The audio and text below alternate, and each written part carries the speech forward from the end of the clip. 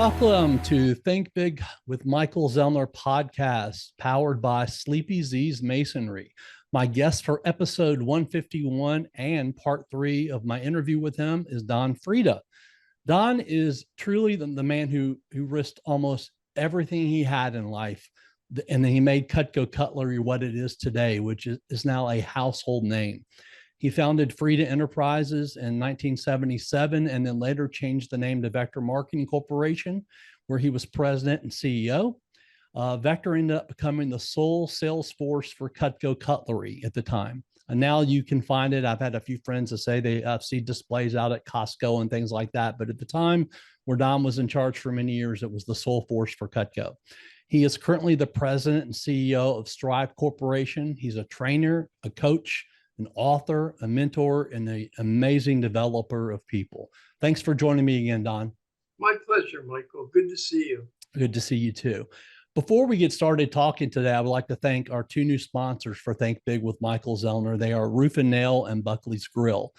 Roof and Nail is one of the leading experts in insurance restorations. Co-owner Kelly Potter and his crews, they're the preferred vendors of many mainstream insurance companies in the tri-state area of Tennessee, Arkansas, and Mississippi. Not only can Roof and Nail provide you with the best evaluation on your roof to see if you qualify for insurance approval, but they can also provide you with a competitive bid for out-of-pocket roofing projects. Doesn't matter if it's a big or small project, they do them all. And Buckley's Grill is a little hidden gem here in Memphis that if you're looking to seek a really fantastic dining experience, that's the place to go. They're locally owned by Jeff Urinelli and Ken Dick. They've specialized in steaks and Southern hospitality for over 30 years in Memphis. And the restaurant, it's a upscale restaurant. It sort of boasts a contemporary atmosphere with a touch of classic elegance. From the moment you walk in, you're greeted by very friendly people. The staff is friendly, warm hospitality, and the food is really amazing, and they will make you feel right at home. At the end of part 2 of our podcast with Don last time, we left off talking about how in 1985, Vector Marketing Corporation was one of 100 companies nationwide selling Cutco. All the other companies were having some issues and problems keeping up with Vector, and Vector was having some tremendous growth at the lead of, with the lead of Don in charge. Many of those companies, they were curious about, what Vector was doing differently. And lots of them ended up joining up with Vector and combining their companies together. This is the beginning of what would be a super successful company. Over the next 10 years or so, Don was in charge. This is where we're going to pick up today, starting in about 1986, and how the company grew from there. So, Don, you now have all these companies that have joined you in Vector, and things were really starting to fall into place for some major growth. What were some of the things that were going through your mind at the time where Vector could end up going and growing, because you had to be super excited at this point to have all these companies joining you? Well, it certainly was, Mike, no doubt about it. As you know, Michael, sales organizations flourish when there's excellence all around. And that's really what we accomplished in Vector. And as I think back to that time, there were a whole handful of guys that had their own company. And by the way, Mike, let me just put out a disclaimer here. I don't remember all the things we talked about last time, so I may repeat myself. That's fine. A little bit. Okay. Perfect. Not a problem. So there was a whole group of people, most notably the late, great Marty Dimitrovich, Don Urath, Ray Arona, one of the nicest people I ever met in my whole entire life, Carlos McCracken, and many others, Anthony Antonelli, that saw what we were doing. And, in building a sales organization, you need to reach a critical mass. Critical mass, like water doesn't boil at 210 degrees. It has to get to that 212 to start boiling. And it's the same kind of thing. And we were fortunate enough that we reached that critical mass. And then once that happened, it really started to spread. But I do want to go back, Mike, and just pick up on something you said in the introduction. You said Don Freda was responsible for building Cutco or some phrase like that. And that's not the case. Cutco was a spectacular product from the day it was created by that little company called Outcast in Olean, New York. And, they, like I always say, having a great product is not in and of itself a business. And Cutco was a great product, but the way it was being sold, and this had nothing to do with the people in Olean. I mean, they were putting out a fantastic product, but sales were going down because of how it was being sold. So I didn't want to take any credit for the great work that people like Jim Stitt and of course Eric Lane, did in creating that fantastic product. What I did figure out is the best way to sell it and build a sales organization to sell it. Yeah, I probably worded that a little bit, giving you a little bit, and you're very humble. When I said you put everything on the line, and when we talked about in the previous podcast, that yes, definitely the product had been around, I believe, since 1948, and amazing product that I know we still use it every day. Yeah. I still have people that say, "Oh yeah, so run into people all the time, love my Cutco knives." But you took a risk. If you hadn't have taken the risk that you took, the product maybe would not have been around anymore. And we talked about that on the last podcast because it was going in a different direction, as you just talked about. And because of some of the things and choices that you and Teresa made, Freda Enterprises and Vector happened. So yes, you weren't responsible for Cutco beginning because you are not that old, but you're responsible for where it flourished and where it is today. Yeah, we're Vector. Vector flourished. Yeah. That's the I happily take credit for that. Yes. So how do you think the direct sales industry evolved from when you started selling Cutco in 1971 to where it was 15 years later? Now we're starting knowing now in 1986. Well, you asked about the industry. For the industry at large, Mike, the big thing that happened in the 70s was the creation of multi-level marketing. Companies like Amway and Shackley and other very large companies. These are billion. Amway, I think, is 7 or 8 billion a year. It's gigantic. Wow. So that was the big thing, which we were not part of. We were part of a segment, and I was on the board of directors of the Direct Selling Association for 6 years. I'm sorry. So I really learned about all this through those board meetings that I used to attend down in Washington, D.C. But we were part of traditional direct selling, which would include encyclopedias. Britannica was sold by direct sales. It would include today solar energy or generators that are sold by direct sales companies. So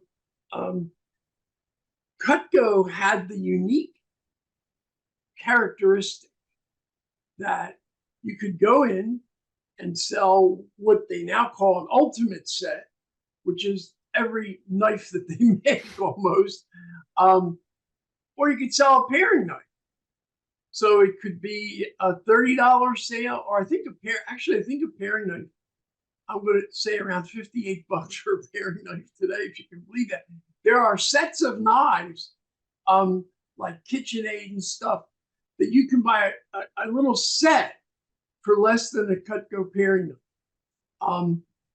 But lots of Cutco paring knives are sold because what Cutco embodies, personifies, is that people like quality.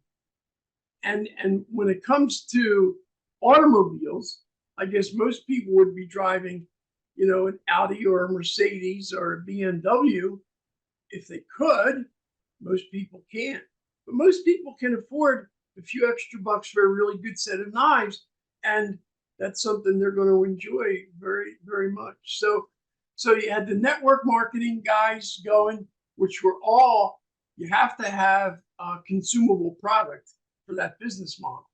And so they were all, as we've discussed before, uh, vitamin supplements and cleaning products. Amway has every detergent, has everything you can buy at Walmart you can get from Amway. And then on the other side was the higher ticket.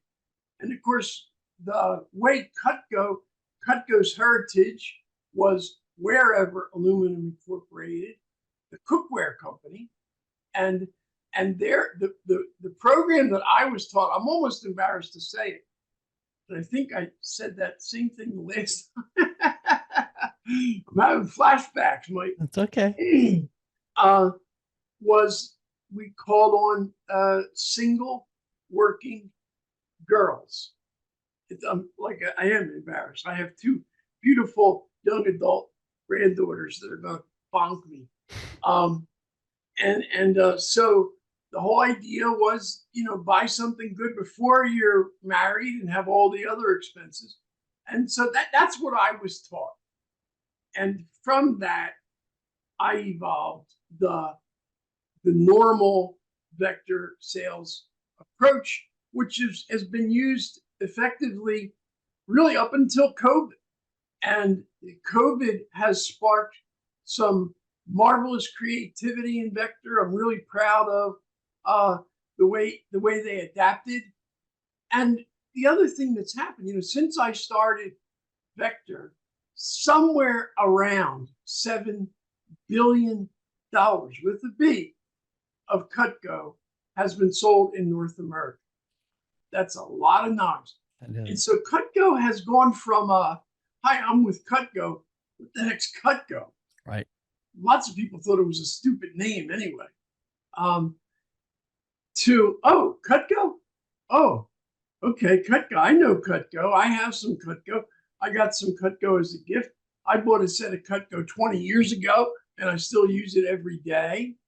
What else you got?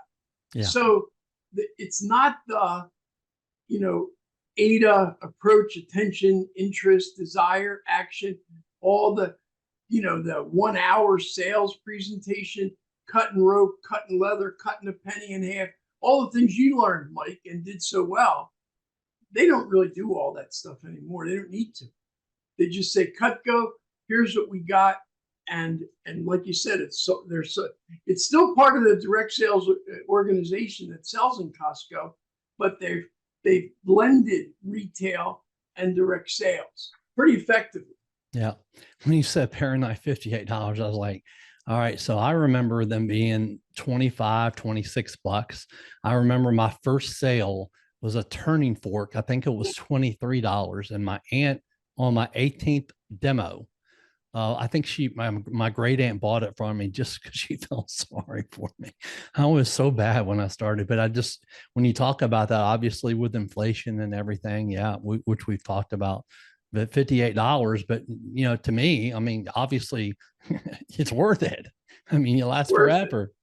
So but Mike, I gotta just say again, when you tell me that story of how you got started, first of all, it makes me mad at Art Plummer that he let that happen, but set that aside for a second.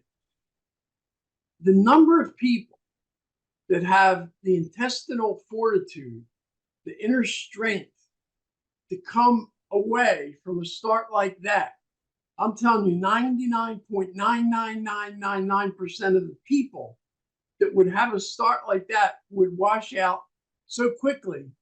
And you became a national champion. I mean, it's really a remarkable story. You should be so proud of him. Thank you very much. I appreciate that. And I don't blame Art. Art did a good job in training. I just didn't try hard enough. And I was bad. I don't even think I asked for the order. I mean, I was afraid to close. And, when I started, we talked about that. When I started doing really well is when I got out of my, people that I knew, and it was referrals. And right, you used to hear when you called on the telephone. I remember those calls. Cutco, what's that? And right now I can imagine that they don't hear that anymore. Absolutely. That's amazing. You talked about Eric Lane in our podcast before, and you just mentioned him again, and how well you and Teresa got along so well with him and his wife.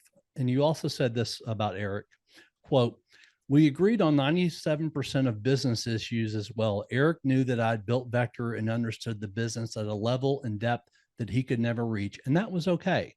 He trusted me to do the right thing and concentrated, along with his right-hand man, who you just mentioned, Jim Stitt, on improving the performance of the factory. And they did an amazing job and ramped up production each year to keep pace with their double-digit growth. It was truly the beginning of something very special," unquote. As in many companies, top leaders have both strengths and weaknesses, which you and I have talked about, that I know that, my weakness was always and has always been managing money. I felt I had, very strong qualities in other areas, but that I was not good at. What do you believe made the combination of Frida and Lane click so well? Well, that's a really great, really great question. And I mean, I guess the first thing I do is just do this. So the gears meshed.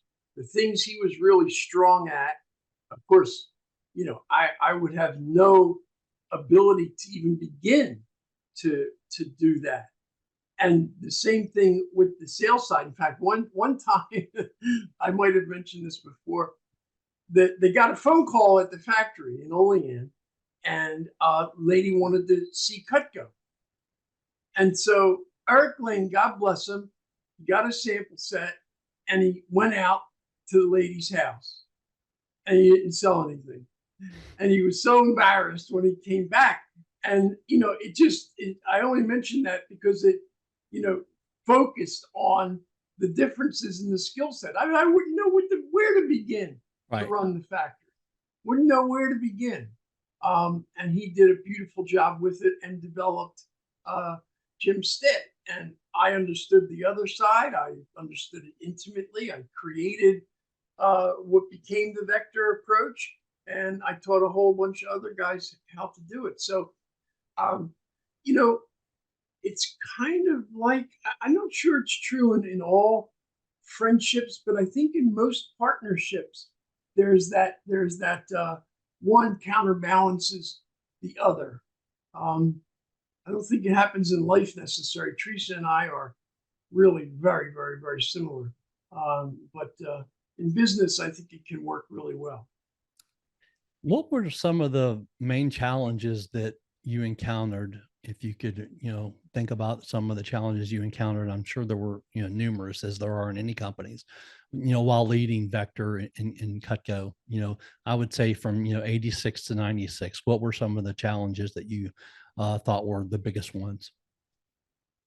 Well, to go to the early years, since that's where we started, there was a frustration because the circumstance was that Outcast Cutco needed every dollar in sales that they could get. They were that close, Mike, to going under. In fact, all the executives took a 20% pay cut in, I want to say, 85, just to keep the company afloat. And whereas we were, we were doing fantastically well. But once we joined forces with them, there were still these 125 other companies. They, in the very beginning, just Vector and Cutco joined, not everybody else.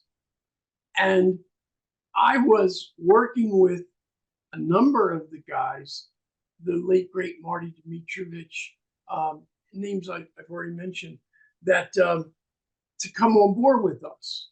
And there was a whole other group kind of in the middle. Should I join Vector? Should I not join Vector? And what I wanted to say was, dude, if you want to be in the Cutco business a year from now or 2 years from now, you better come and join us, because that's the way it's going. But I couldn't say that. Eric asked me not to say that.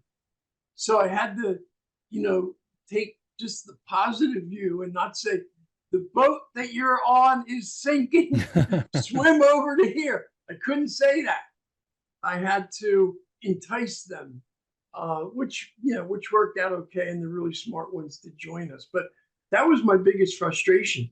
Beyond that, Mike, you know, I think it happens for other people in other situations, but I want to tell you, it was smooth as silk. Um, Things fell into place. I'm so fortunate to attract great people around me, including the wonderful Stu Smith, who I'm going to have lunch with in a week or two, um, who single-handedly handled all the order processing, all the commissioning, but without a computer, with a calculator. Wow. And this was up to about excuse me, $1.5 million in sales. Wrote out by hand all the statements. The guy was amazing. Never ever one time complained. Never once.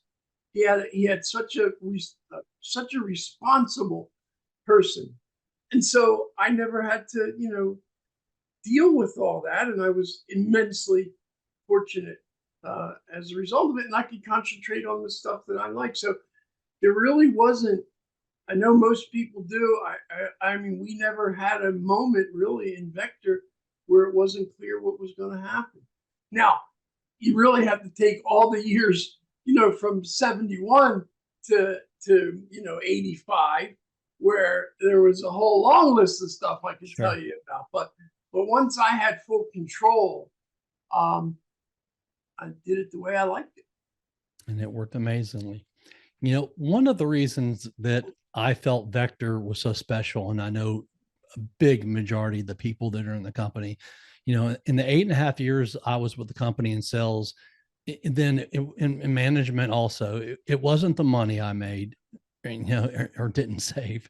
It was the constant recognition given to sales reps, whether they were super successful, average, or even if they weren't, really good. I can categorically say that because I sucked when I started, I kept going to sales meetings and staying involved because the camaraderie, seeing other people get recognized, and wanting that for myself too. And especially at that age, at 18 years old, I have a good story I'll share in a minute that I've probably shared with you before about how one little gift pocket knife, changed my entire life. But before that, there had to be something inside of you that knew how important given recognition was going to be for the future success of the company. Well, that I can say yes to. There was a lot of things that I didn't really understand it intellectually, Michael. I understood it emotionally, and I would guess I'd track that back to my dad, who showed me recognition through athletics. I was pretty lucky in sports, and my dad really made me feel good about it. And I got a lot of newspaper stuff and pictures and so on and so forth. So I learned how important recognition was. And I will say also, I have to credit one of the things that the wherever guys, the old guard, did well was recognition. They flew Teresa and I around through places, gave us, rings, and they did a really good job of recognition. So again, I just carry that forward. But I think the main difference, what I tried to instill in all of our managers, is not recognition as a rote, going through the steps thing. It was genuine appreciation. And in fact, I just did a training program on this thing. I call it the gift of appreciation. And what that means is that if you have the gift, if you have the eye to see things in others, that you feel a sense of appreciation. See, a lot of people don't. A lot of people see other people do good things, and it just, because they're so self-centered, they're so worried about themselves and all. Somehow I learned, or was, genetically uh, predisposed to really be appreciative, and not just in terms of saying thank you, which I always bent over backwards to do, but really actually appreciating it. Like when you told your story, it came to, I mean, wow, what Michael did there. Like it just that stuff just comes to me. And I tried to teach that to everybody else in the company. And I think that, I think it's a big part of Vector still today.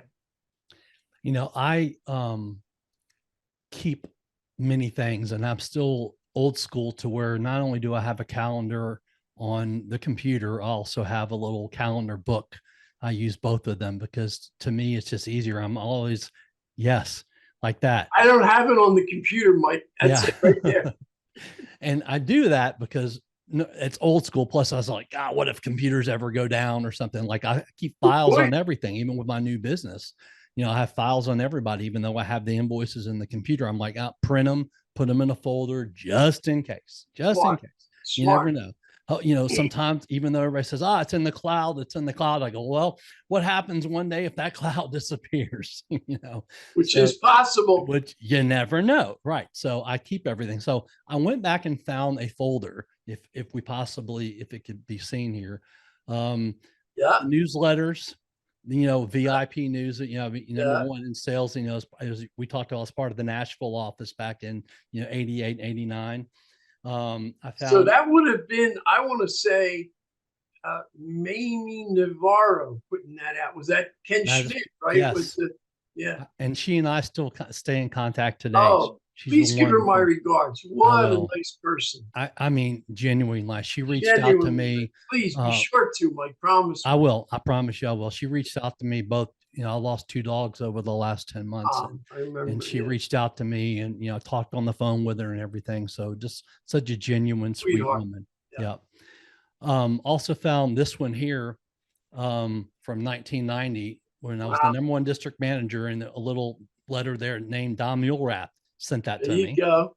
Yep. And then, just a couple other little ones here, record breaking December, from the Southern region. And then when you mentioned I was an All-American. So I have these newsletters, and then I'm sure you remember these very well.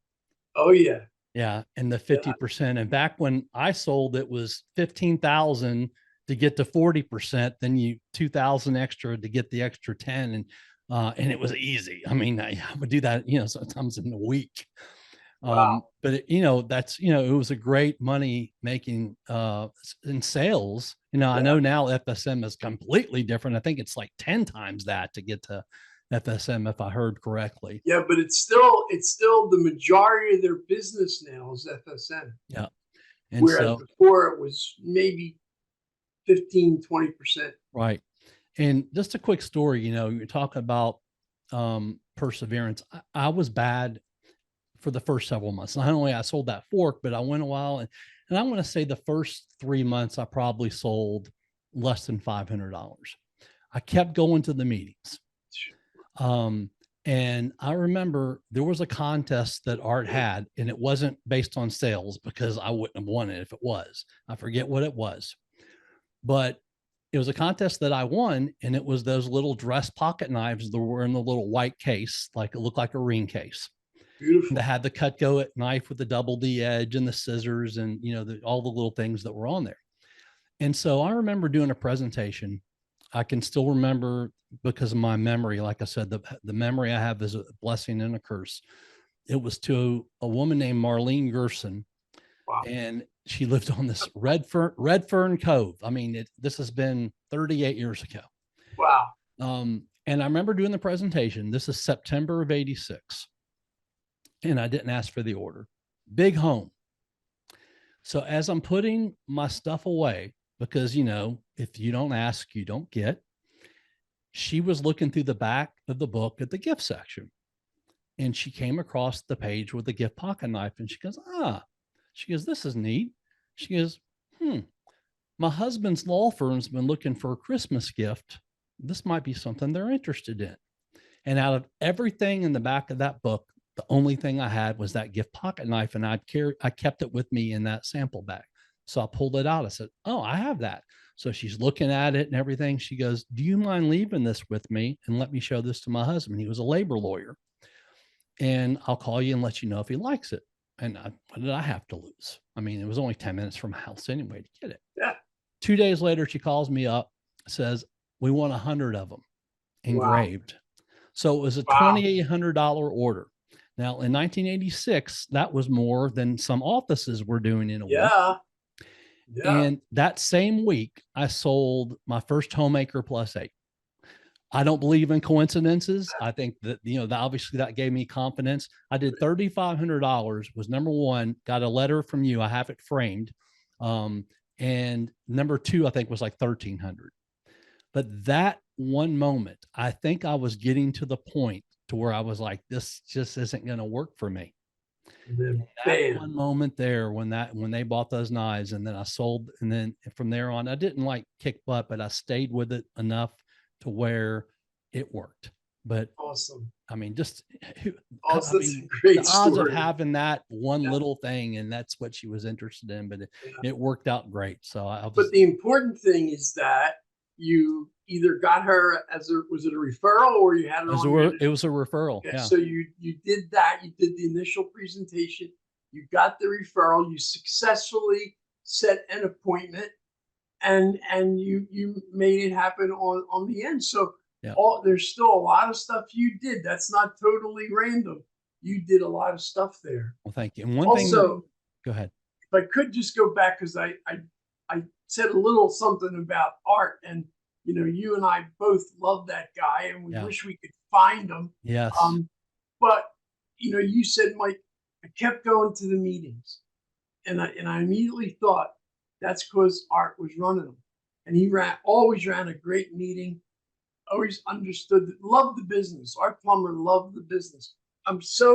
It's one of my big disappointments that I can't find him. I know. Him and Tony Sorrenti. I would love to find Tony Sorrenti.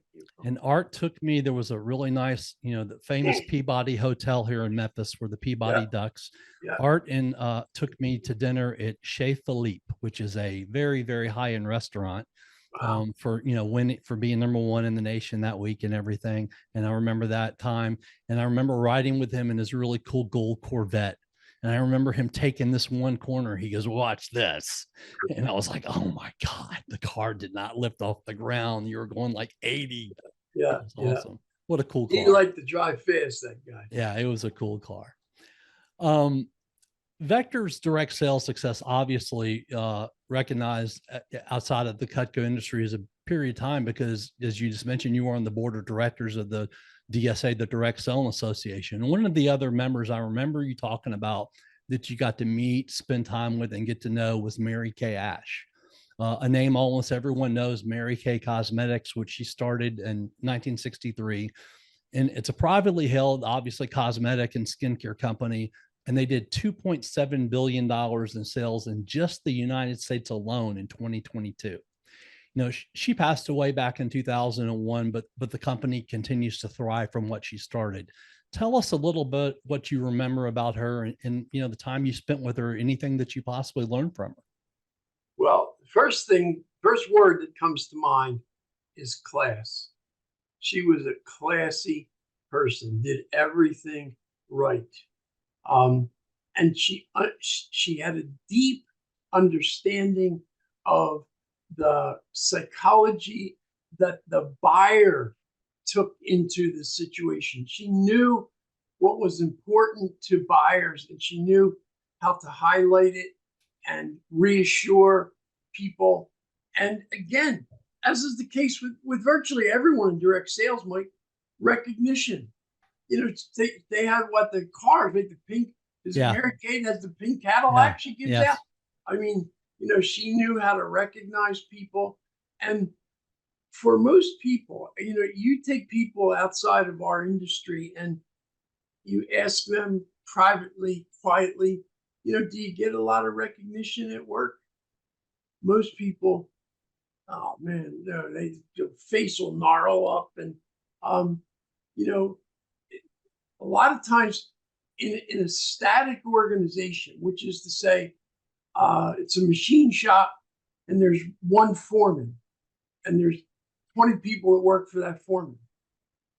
Now, that foreman has a manager over top of him.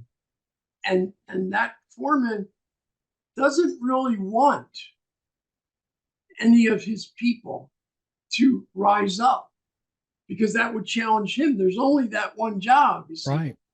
with direct sales, you're expanding, you're growing. So there's opportunity. So it makes sense to recognize people. And she understood that, as well as anybody I ever met. She also cared deeply about her people. She wanted to create the best opportunity she could for them. And, and she knew a lot about makeup. That helps.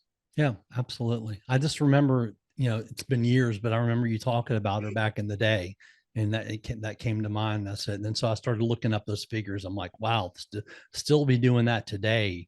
I mean, 2.7 billion just in the US. I can't imagine worldwide. It must be just astronomical, but that's gigantic. It's huge. It really is. She's one of, I think in 2022, which was the last year I saw numbers for, I haven't seen 23 yet, but 15 direct selling companies over $1 billion. Wow. Companies you haven't even heard of. Yeah. Haven't even heard of doing $1 billion a year. So it's in some ways it's kind of a, shadow industry. People aren't really familiar with it because they don't do traditional advertising. Yeah. The money that would go to advertising goes into commission. Right. And that's the engine that drives that business model. Yeah. Well, Michael, would you mind if I went back for just a second? Please. Because there's a whole host of other people. I talked about Stu, but there really were so many. I was so blessed by having so many wonderful people that joined our Vector home office. And I guess I would put it, well, first of all, I have to put at the top of the list my favorite ever administrative assistant. That was Teresa Freda. And she was my first one when we started the company. She would work part-time. She'd get the boys off to school and then, pre yourself up and shoot over to the office and work until the boys came home from school. And then from there, after a couple other people that served in that role, I ran an ad in the Delaware County Daily Times, which is Delaware County, 660,000 people. It's a pretty big county, very densely populated, but still suburban. And in the ad, I said, I'm looking for an administrative assistant. I want the best administrative assistant that there is in Delaware County. Now, we had a lot of people respond to that because I was willing to pay a good salary and so on. There was one lady that so impressed me and on the phone, because I would do a phone interview first, because and when I finally interviewed her, among the things she said, she was highly experienced, professional to the nth degree.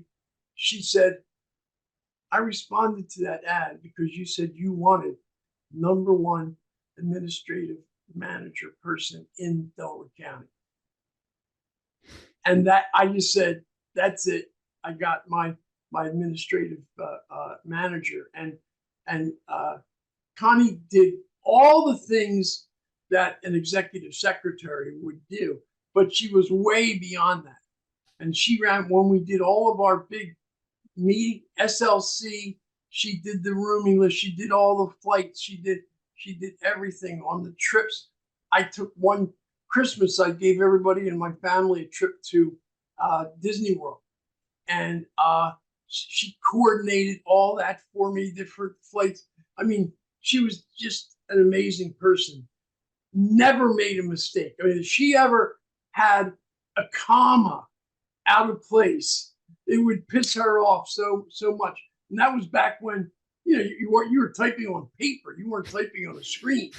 And she was fast and just super professional and loved Vector and just was a great. And I just want to acknowledge her. and several other key people. If I go too long, tell me, Mike. But Fine. we had Cheryl Paisley, who joined us early on. I worked with her husband, Chal, in the business for a while. I told him we needed somebody. He said, my wife could come in, and she came in, did a spectacular job. And then ultimately, when I left and Mike Lancelot took over Eastern Vector, she was Mike's administrative assistant. We had Carol Cleese, who became Carol Quigley, or she was Carol Quigley and became Carol Cleese. I don't remember. Carol, I'm sorry. Of course, we had a pilot office, which was Chuck Paisley, Keith Patridge, Mike McFadden. Those are names that I know. Yeah. I wrote them down here. Kathy Bartos was a special assistant to the president. Nelson Burdamy worked in the home office, and so there were just so many. Oh, Kelly Hauser, who was Kelly Graham, I think, and then became Kelly Hauser. Just a wonderful team of people. We had fun together. They kicked butt, man. We got stuff done, and at this point, we're talking about $100 million company. Right. That we're running out of a little office in used to be a Boeing Vertol plant. We were in part of the offices for the Boeing Vertol plant. So I did want to acknowledge all those wonderful people, and there may be a couple I'm forgetting, and I apologize if there were, but I wanted to make sure they all knew how much we appreciated them. Well, speaking of Connie Baxter, I reached out to Connie. Okay. And we talked here today. And first, I'll talk about something you said about her. You said, quote, Connie Baxter was my executive assistant for most of the years I was with Vector. She is a true professional and provided me with high level administrative support. So I asked her if she could, share like maybe a really good memory that she had of y'all's time together. And this is what she shared with me. She said, and when you just mentioned SLC, March 1988, Dallas, Texas, Los Anatole. Man, I remember that hotel. Oh, wow. What Beautiful. A great hotel. Oh, yeah. Region and division manager meeting the night before everyone else arrived. Don's talk was on integrity, making the point about how fragile their business could be if they didn't run it the way it should be run and how easy they could lose it, emphasizing honesty, integrity, doing the right thing, all while he's walking around holding a water glass in his hand. The audience was silent. You could hear a pin drop, and out of nowhere, he slams the glass to the floor. It shatters, more than a few gasps, and he says, quote, and that, my friends, is your business, unquote.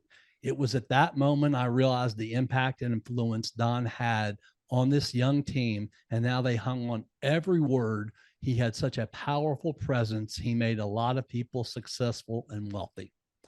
And well, how nice of Connie. I do remember that. I don't remember the verbiage being exactly that way, but at any rate, I remember doing it, and I was trying to have them understand how, here we were, this big, powerful $100 million company, boom, boom, boom. Hey, it's delicate, man. Yeah. It's delicate. And one person could mess that up big time. And so I wanted to make sure that they knew the interconnection of responsibilities. We were all responsible for that. And any one of those guys at that table, it was a big round table. I had them all sitting. I was in the middle. And any one of them could have messed up and really hurt the company. And we were very, very fortunate that everybody, stayed true to the core principles and values. You spoke some really great words about her, and she said this about you, quote, I've worked for more than my share of CEOs, board chairs, presidents, and vice presidents, and I can say with absolute certainty that I've never worked for anyone who had more integrity than Don Freda, which is why I shared the above story about integrity. I trusted Don completely, There was never any question in my mind that he would always do the right thing. I'm so proud to have been Don's executive assistant during the exciting years that Vector grew from a regional to an international company. I started in 1987, was with Don until he left Vector, and from time to time, still provide some administrative support on special projects. So she does do that. Absolutely. Helped me just a couple of weeks ago with some stuff. And she's just, you know, you get lucky sometimes in life and in business, and certainly finding Connie and working with her was one of the top things that happened to me in Vector. No doubt about it. Just an outstanding human being. Absolutely. You know, there was a guy in Olean who was a young accountant when you brought him aboard, John Welpley. John was always very nice to me, even though my account was usually in the red. You called him a, quote, true gentle giant and an excellent accountant, unquote. What did he bring to the company at the time he was hired? Well, of course, when he was hired into Outcast. Right. He was from that area, Western New York. I don't know if he lived in Olean, but he was from Western New York. And you know, Mike, it's the same lineup. I mean, integrity, hard work. Really, John was a big dude. Yes. You know, we used to play Vector basketball games at the Freda Arena, and I always wanted John on my team. He was really, and a great athlete. You know, had rhythm and coordination, and but in terms of business, very much the same things I said about Stu Smith, I would say about John Welpley. You know, we'll get the job done no matter what. John came in later, so we had computers and everything. The thing about Stu, they did it all up here. It was amazing. But John was just a if you have 20 John Welpleys, you can do anything. That kind of guy. You said, quote, I was brought up the old way where a person's word was his bond and integrity was the measure of a person, not how much money they had in the bank. It was understood that I could trust people, especially the ones close to me or people of high authority. My word is a sacred thing that I value almost as much as life itself. Integrity, honor, truthfulness, pillars upon which to build your life, despite some evidence to the contrary, unquote. You know, I can personally say that I've always known you to be this man. I've never questioned anything you've told me throughout the years, your actions over the years and words. You know, unfortunately, as a society, there's a lot less of this today, and people don't trust each other as much anymore. We're a lot less, I guess you could say, quote unquote, happy than it was for me, at least as a young person in the 80s and 90s. What do you think some of the reasons things have shifted so much in these areas? That's a deep question, my young friend. The answer, my answer to that is, and it's going to be, you know, it needs a lot of explanation that we don't have time for, but I think it's social media. I actually think it's social media. And there's lots of ways that social media has undermined our society and society in general across the planet. So I'm not going to venture forth what those things were, but I will echo what you said, Mike, and maybe amplify a little bit, and that is that it's really sad. It's really sad that people are so distrusting now. It's probably smart to be distrusting now. It's unfortunate, but it, you know, back in the day, you know, I said it was going to be this way, and 2 months later, somebody says, "Oh, you did that?" I said, "Yeah, I told you I was going to do it. That's how it works." So and that was, I don't think that was a particular, I think that was society at large. Certainly where I grew up, a little town called Sharon Hill, Pennsylvania, man, those guys, and we still get together from time to time. And, you know, it's just, we were taught those values. And I tried to teach my sons, I believe my sons are both men of integrity. And I think there's more good than you might think, Mike. But, we have many politicians, and I don't want to talk about politics. I'm sure you don't either, but there are many politicians on both sides that whose word you can't, you just can't rely on anymore. And that's terrible. I mean, I remember Ronald Reagan and John Fitzgerald Kennedy, and those were great men. Yeah. I don't really see too many great men, on the horizon. Certainly, the leaders in both parties right now. I mean, it's disappointing. They're in the greatest country in the world, and that is still true. And don't let anybody tell you it's not. Yeah. But these are our options. These are both, you're voting for the lesser of two, who you consider to be the lesser of two evils. It's been a long time since I've been excited about it. I when I first left Vector, I was visited by, and if I told you to stop me, the local was the Republican Party in Delaware County there, and they wanted me to run for Congress. No, I didn't know that. Yeah, and I was interested, but of course I sat down with my partner, and of course I discussed it with Teresa, and she didn't want me to do it. And it came out that she was afraid, for my life. See, we came up, John Fitzgerald Kennedy, Robert Kennedy, Martin Luther King. These were good men that were all struck down. Right. And so that worried her a little bit. So I didn't do it. But it is a regret that I have, because I think I could have maybe helped a little bit in some way. But yeah, integrity is, as long as you have that, you've got your most important asset, right? Yeah. 100%. Back in 1989 at the Southern Region Year in Banquet, it was at the DoubleTree Hotel in Atlanta, which also a wonderful hotel. I still remember the chocolate chip cookies they left on the pillows for you there. They were so good. Yeah. Yeah. I was asked to give a 20-minute speech on how to have a successful college and Vector schedule.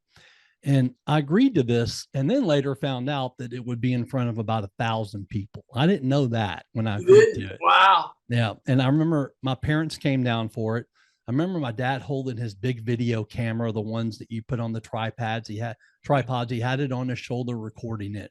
And I remember going back to watch it, and I heard my dad under his breath say something to the fact of, I can't believe this is my son. Oh. And looking back at, my Cutco career, that would be, I would say, probably my proudest moment, knowing how proud my dad was of me. And I know 100% still is of me today. And the second thing that stands out to me and was very important in a different way was helping, and we've talked about this, helping others to succeed. I was never a great manager, even though in the last 2 years we finished in the top 20 in sales. Had nothing to do with my management skills in my 20s, because they weren't very good. We got results because I knew how to do one thing, which was, telling people and showing people how to sell. I've had a lot of people over the years that told them how much that experience meant to them, and what they learned from it working with me, as I know that you have, 1,000 times over too. And I believe, just like, how much people knew that you cared about them, I think these people knew that I cared about them too. When you look back at your, 25 career year with Cutco, what are some of your best memories and rewarding aspects, from, the beginning to the end? Gosh, I don't know that I can say anything differently than I did before, Michael. But first, I just got to say, that brought tears to my eyes, what you said about your dad. I mean, that so often parents aren't even aware. My father never came to. He had no idea what Vector was all about, except that I hired him in the summer times. He would work when we still had the warehouse in Pennsylvania. he would work along with my brother-in-law, Frank, who was the warehouse manager. And my dad worked part-time packing and shipping orders, but he never really fully, understood. And that didn't bother me one iota because Right. I had so much respect for him. But, for your dad to say that, I mean, that's a wonderful thing. It's a wonderful thing. And that's part of what Vector has brought about. So many young people getting to spread their wings, and finally being able to tackle something on their own and succeed with it. So, that meant a lot. What was the rest of the question, Mike? Just, your some of the best memories that you had. And I know we've talked about it and you've mentioned them and everything. Just, what would you say, if you could pick something outside of what we talked about, something that was very rewarding to you during your time with the company? Wow, very rewarding to give. Did you say? Yeah. Well, I told you about the lights in Sharon Hill, right? I told you about that. Yeah. I mean, just general giving to charity.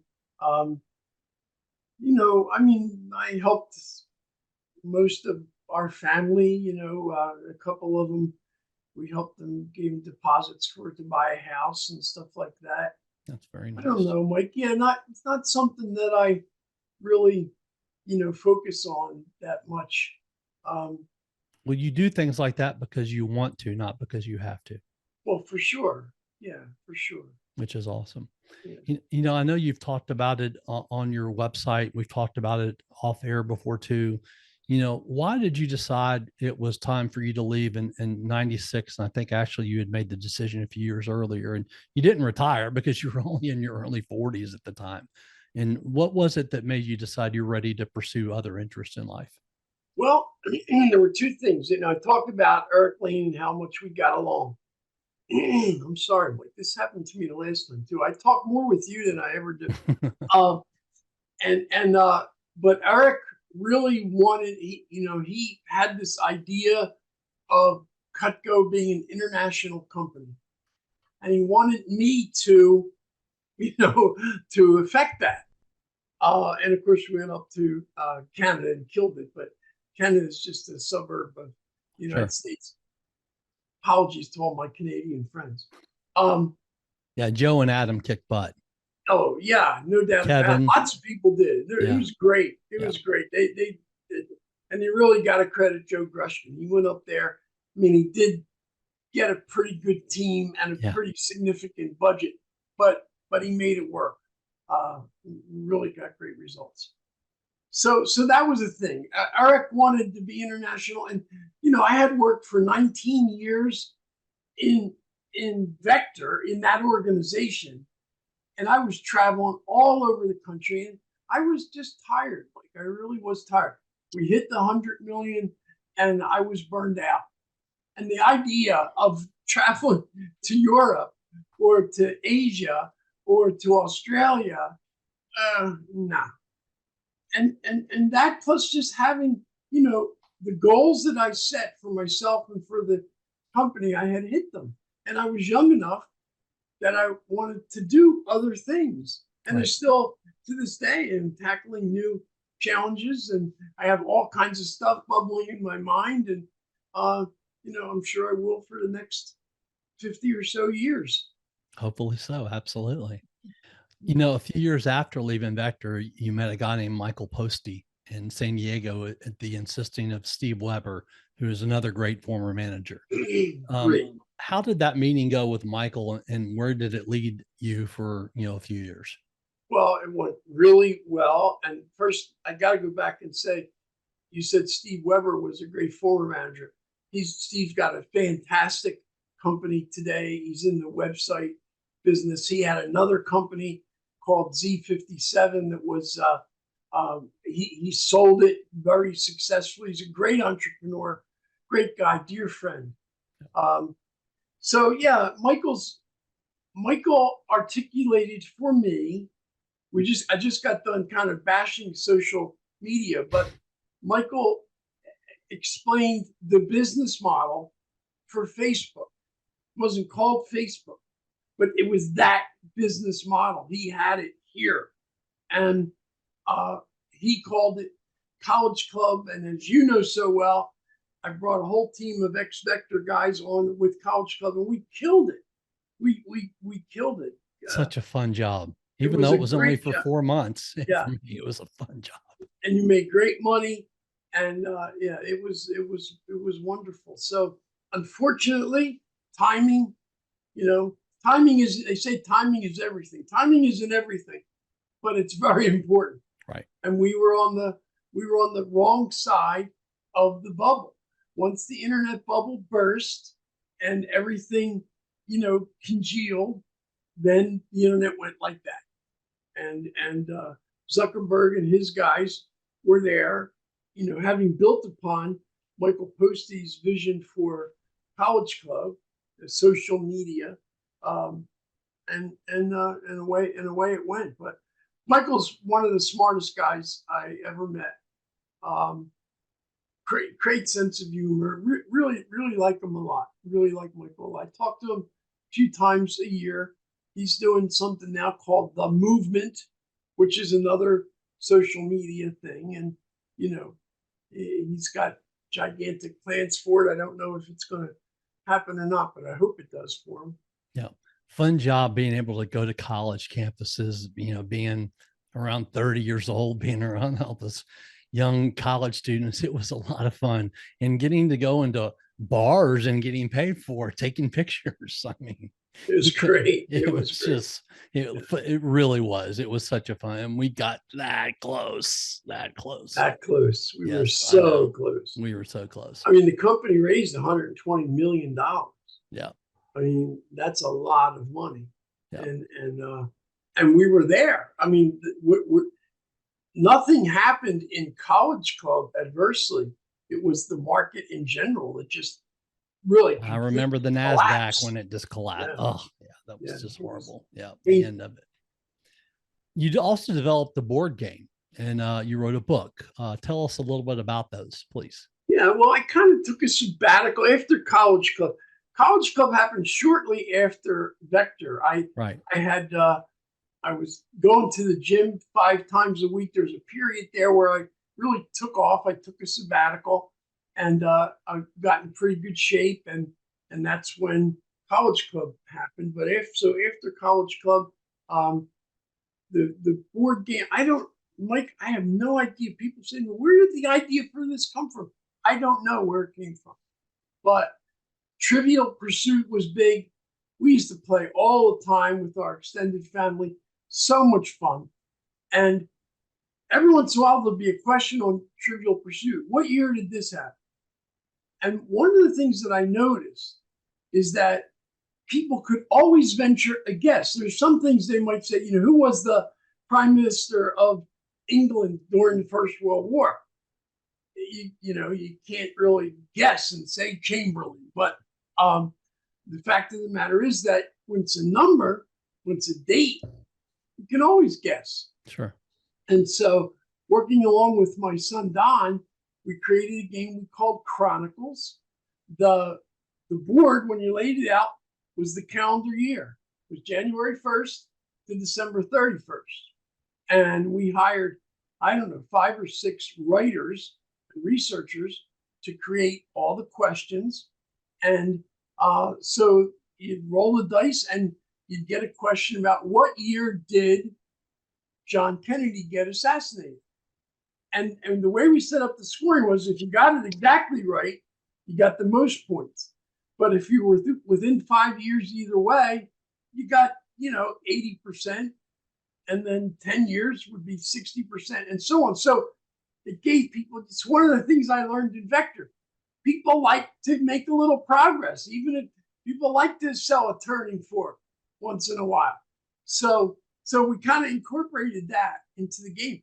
And what was really cool about it was that I was able to get a patent. So I'm a U.S. patent holder.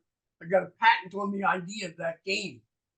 And a large game company bought it from us, and really it never really took off after that, and I don't know why. Once I sold it, I didn't really pay much attention to it, but it was fun. It was a fun thing to do. Yeah. And then also you did wrote a book. I did. Yeah, just trying to, trying to encapsulate some of the things from Vector, but I also wanted to, branch out and maybe try to introduce some thinking into the world that randomness is very important, and the danger that for most people, they don't want to introduce that because they say, well, then people will chalk it all up to randomness. No, no. You still have to do everything right, work hard, stay focused, have integrity. You have to do all those things, but you got to get lucky. And I always talk about the fact that, before Vector, the Cutco was sold by a company called Wherever Aluminum Cord. That's the company that I went to work for when I first started. They were the national company for selling Cutco, and they crashed and burned. Now that was really lucky for me. If they had even a little bit of management acumen, it never would have happened, and Vector never would have happened. Right. So outside influences do affect you. The question is, that same thing happened to 125 guys across the country that were division managers and district managers for where I was one of them. But I took it and did something with it, and most of them didn't. So it's how you react when those wheels turn and it latches in. How do you react? Yeah, created opportunity from failure. Yeah, exactly. Yeah, wonderful. And then, I don't know, go ahead. No, you, sir. You may have been going here. The fun project that I did before I started Stride, these were things I did, between College Club and Stride, is I produced a feature-length movie. It's called Our Summer Movie. You can still get it online, I believe. And it was a blast. Didn't make any money at it. In retrospect, I don't think I really was trying to. I probably should have had that more in focus than I did. But we got a host of young college people. Needless to say, my background, it involved college-aged adults, young adults, and they were trying to figure out what they were going to do for the summer. They didn't want to sell knives, and so they got onto a crew, a film crew for some little task, and they saw, if you have a camera and a tripod and some lights, you can do amazing things. I mean, like, you can stop traffic. Hold up, bring that camera. People, oh, it's a camera. Oh, it's amazing. So they witnessed this, and they said, well, maybe we can make a movie. And the other guy says, come on, we can't. So look, we don't really have to actually make it. So they got an old camera. They put, as a joke, they put a vibrator in it to make it sound like it was running. And then they were able to actually raise money. They got investors to invest in their movie. And so the whole movie is about them staging all these crazy scenes and different things happening, somewhat slapstick, almost a little bit like a more modern Three Stooges, Mike. And then at the end, so they all get together because we're making a movie of this while it's happening. And the last scene is one of them says, maybe we really should have made a movie. And the other guys go, oh, no, come on. And that's how it ended. Hey, that's cool. I never knew that until you told me that. That's wonderful. Speaking of Strive, you started it in 2008, which, I guess you could say was not the best time to start a company. At the same time, for what you do with Strive, it probably was a perfect time to start it. Tell us a little bit about Strive, that, why it's been successful for the last 16 years. Well, the very things that you've asked about, Mike, the principles, the tenets that I used in Vector, and in fact have used throughout my life with other companies that I started, commercial utility consultants is one that's still going. So I started in 77, 10,000 commercial customers. Those principles are not well understood. They're not evenly distributed. There's lots of companies that need a little help in this area. And this is when I first started it, I was a much younger man, and I did quite a bit of travel. So I could sign up a company in Chicago and go out and do a talk or deliver a training or create a training program. So that's what I did for several years. If you go to strivecorp.com and click on clients, there's a whole list of companies that we've worked with, several Fortune 500 companies, really was doing that on a pretty high level. As I got older, I did a little less and a little less, and then once COVID hit, couldn't go out, couldn't go to my clients, so I did some stuff online and so on, but it's not the same. I like to, I like to be in the presence of others like you do. Yeah. This is, I guess, as close as we can get right here, right? Right. And and that's what led me to Aspire, our new thing, and we'll talk about that, in the not too distant future, hopefully. But yeah, I had a good run. I found that in working with other executives and business owners, questions were more important than statements. And I learned all the right questions and learned how to guide them. When you get people that hire coach, what the coach does is ask the right questions, right? Guide you, because the answer has to come from there. If you're the owner of a business, you don't want somebody to tell you how to do it. You want somebody to help you find the answer yourself.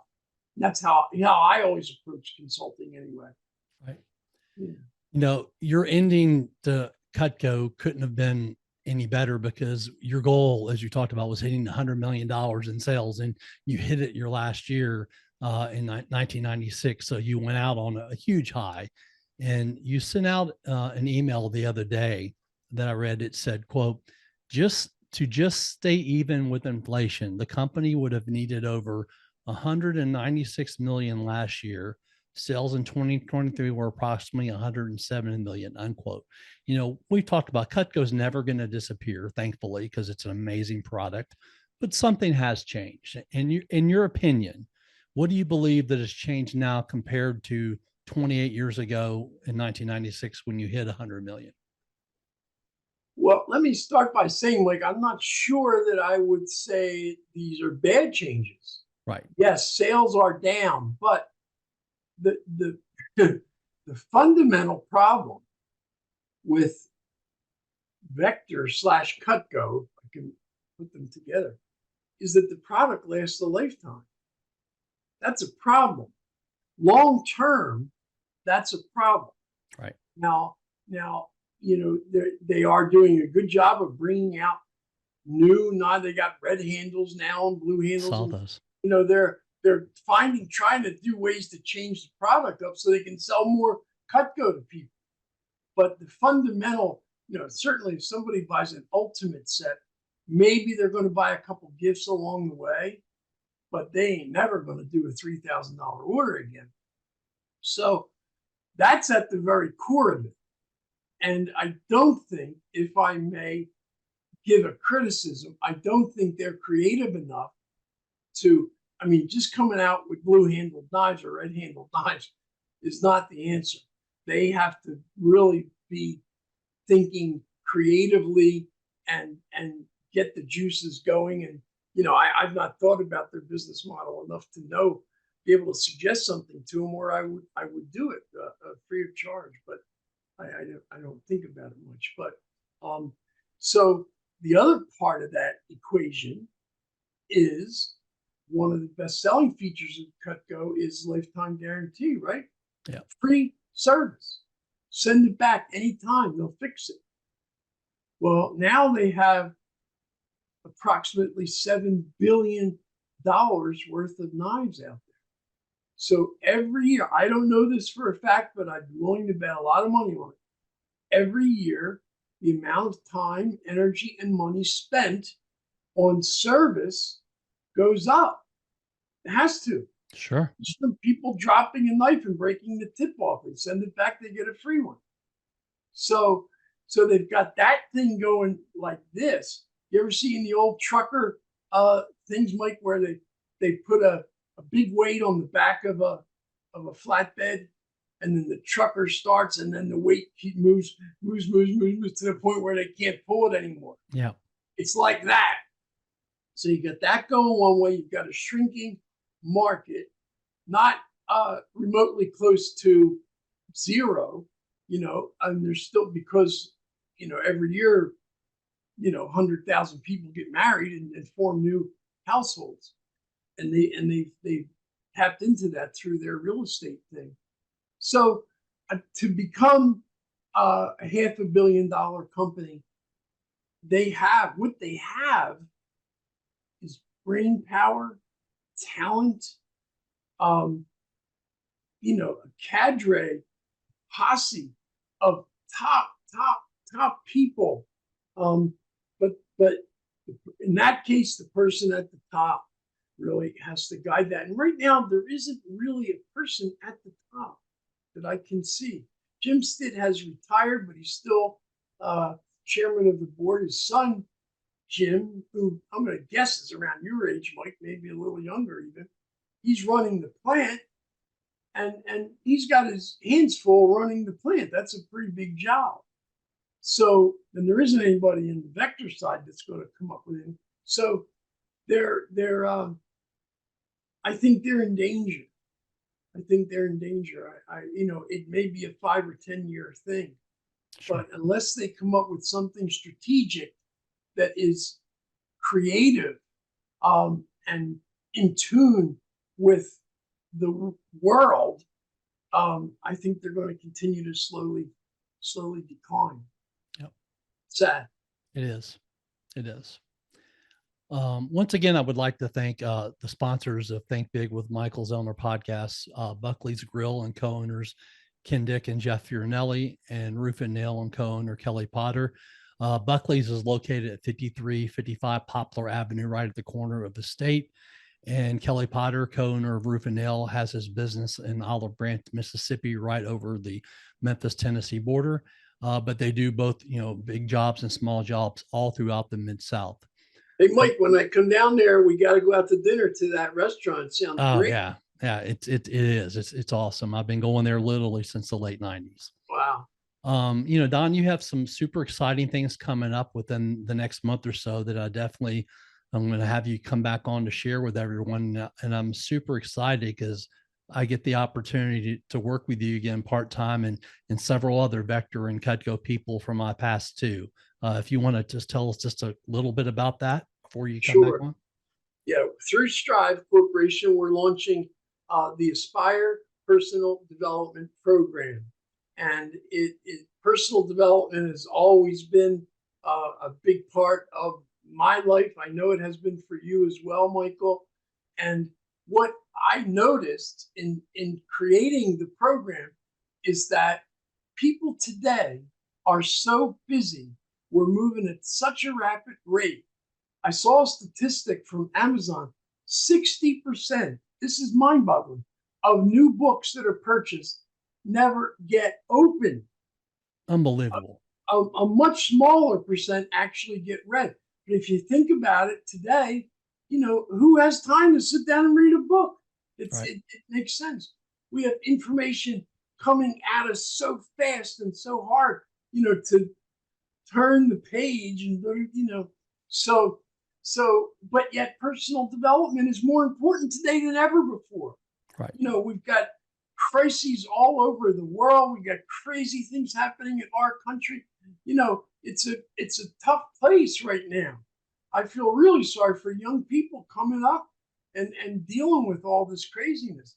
So personal development to fortify your heart and your mind is very, very valuable.